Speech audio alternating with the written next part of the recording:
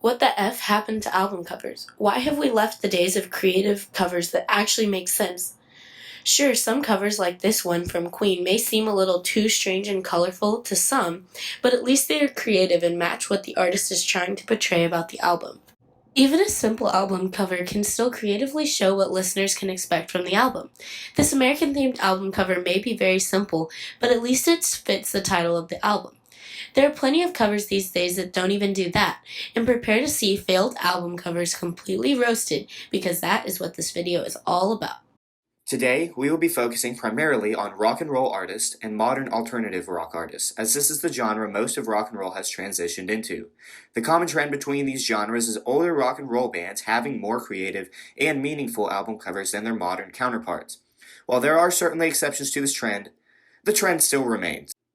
Starting off, we find Elvis Presley's Blue Hawaii to be a great album cover due to its creatively portrayed Hawaiian theme that matches the album's title and overall nature. The cover has multiple elements and creatively incorporates another aspect of entertainment culture, the film reel. Let's compare Elvis's covers to a modern-day solo musician, Ed Sheeran. Well, that's just garbage. That's right, it's garbage. It's nothing but an addition sign. Sure, I can understand trying to keep it simple, but this is just a little too far. It doesn't get much less creative than this. Or this. Or this. Well, at least he's consistent in his boring and simplistic album covers. I don't know when the Subtraction album is going to drop, but I'm sure looking forward to it, even though I can guess the cover already. A common type of album cover that many different bands use is the classic band picture, just a picture of the band or the artist along with their name and the title of the album. This cover gives little indication of what the album will be about, but rather is advertising their new album based on their fame as a band. This Kiss album cover shows the heads of the band members on their cover. The fact that it is so zoomed in really catches listeners' attention, because it is so in your face. The blue overlay and white glowing eyes link to the title of the album, Creature of the Night, and gives off the eerie, almost Halloweenish vibe. As Kiss plays loud and intense music, the album cover matches this theme with the scary painted faces and blue men with white glowing eyes. They show you that the music will of course be in rock and roll. At least the Kiss album cover is creative and meaningful, but these next albums are not. This One Direction cover has no indication of the type of music, although one can assume that it will be pop and fun and music that makes you want to stay up all night. I mean, look at how happy and giggly the band members are. This must mean when listening to the album, you will also be happy and giggly.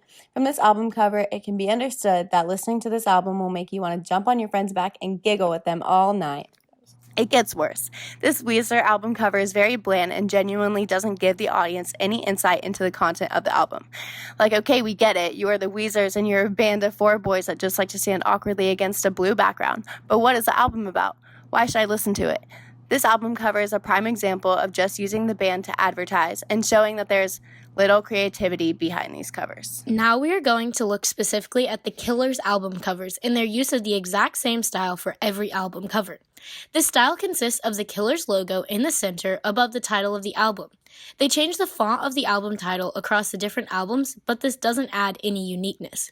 The album cover also consists of a very basic photo in the background, which is supposed to relate to the title of the album, but the relation is minuscule and doesn't allow for any more creativity in the album. I mean, just because there are trees and a wooden hand, how does this relate to sawdust, and what even is this album about? The Battleborn image is cool, don't get me wrong, but it really doesn't have any correlation to what the album is about. And the Killers albums overall just run together and follow the exact same layout, which makes them unoriginal.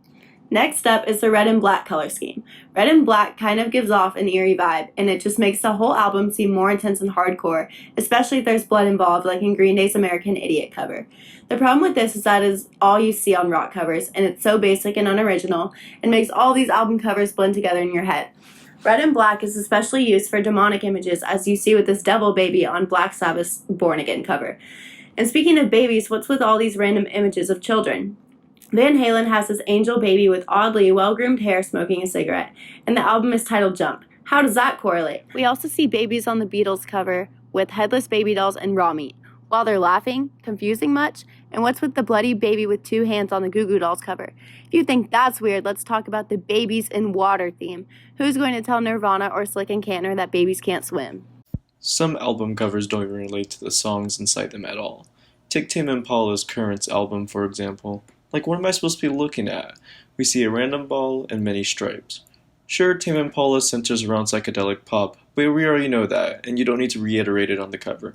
At least show something that relates to the songs instead of something odd to look at and overall bland. In Rainbows by Radiohead is another oddball.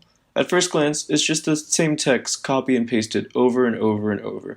If you did not know what the album is called after looking at this, I can't really help you anymore. Again, this shows another case of the cover not really telling us more about the album besides, the rainbows. Okay, come on. Pearl Jam? This is just lazy. It's a freaking avocado. It's off-centered and that really annoys me. And if I see this, what am I supposed to say? An avocado? Thanks? This is not going to say anything about the album or what the band is.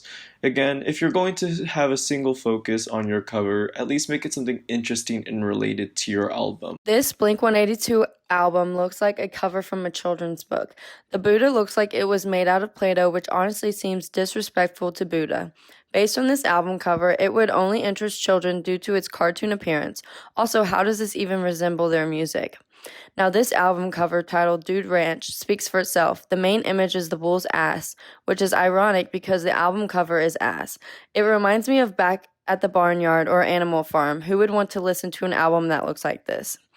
The Cheshire Cat album cover is so unoriginal and makes me allergic just looking at it. So many people are allergic or hate cats, so why would Blink-182 choose such a disliked animal for their cover?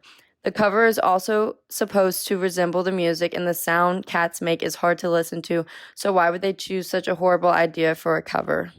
In Coldplay's albums, it just looks like they were lazy. Like in Ghost Story's album cover, it's just wings, angel wings, against the night sky. Like, sure, it might relate to the album, but to me, it just seems a bit simple. But it's not as bad as some of the other albums. X and Y just doesn't make sense at all to me. It goes back to the point that it doesn't seem to relate to the album at all. And just look at it. I can't even tell what it looks like. All these random colored blocks just don't speak anything towards the album name, and I don't even understand it at all. At least with parachutes, I can tell what I'm looking at, but still, the picture doesn't add meaning to the album itself. Sure, it's the world, but how is it relating to parachutes? To me, it gives the wrong meaning. It also just looks like someone took a photo of a globe and used that. Overall, Coldplay just kept their album covers a tad bit simple, leaning towards the side of lazy. Also managing to make these covers not relate to what the album is about. Kind of weird to me. Some bands are still doing good though. Imagine Dragons' album Night Visions resembles their music well. It also has a futuristic feel to it. The cover is an art in itself and represents the band well. Night Visions' album cover is super creative and beautiful to look at. It makes me want to listen to Imagine Dragons. The album cover Evolve is even better to me due to the fact that it not only represents their music well, but also is extremely creative, and the rainbow draws a ton of attention to this album cover.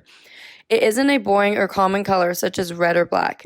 As an audience, we can tell this album cover symbolizes evolution and creativity just by looking at the image, which is what a band wants. The next album, called Birds, is beautifully done due to the vibe it creates.